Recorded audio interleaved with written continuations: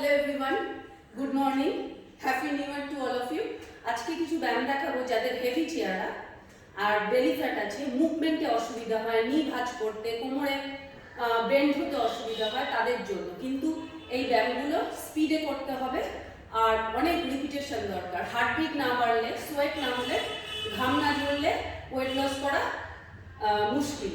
তো সেই ব্যায়ামগুলো দেখাবো। একটা দেয়াল লাগবে, এবার একটুখানি পেছনে যেতে হবে, ব্যাক স্ট্রেট। এবার নিটা পেটে নিতে হবে,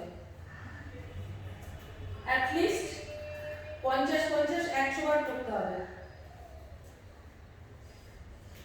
তারপরে কোমরটা টুইস্ট করতে হবে, নি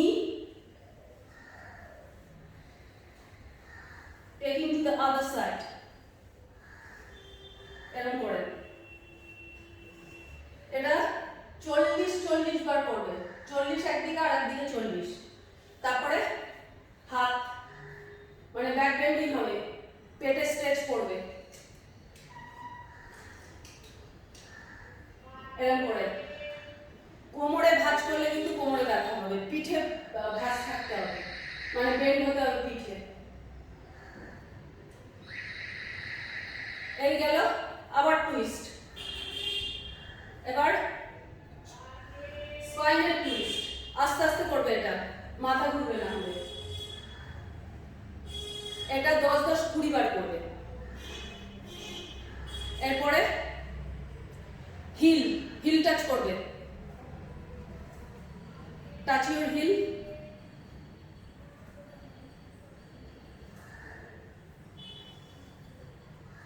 পঞ্চাশ, 50-50-100, টাচ ইউর টোজ,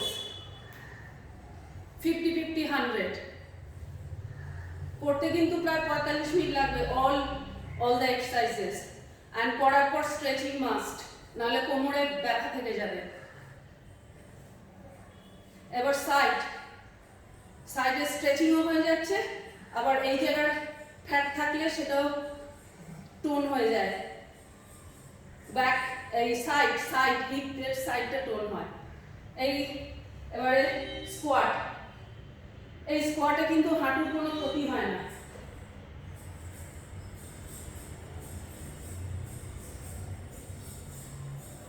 এটা 50 বার করবে, 50।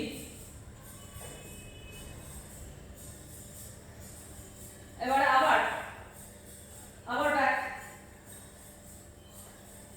লেগটা নিয়ে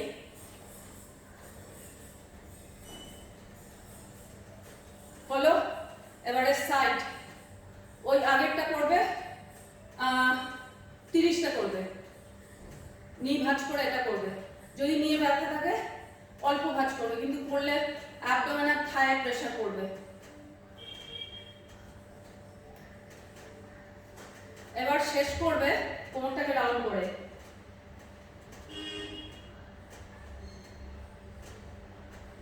আমার অন্য ভিডিও ইউটিউবে আছে আর সেখানে অনেক স্ট্রেচিং আছে, দেখতে পারো।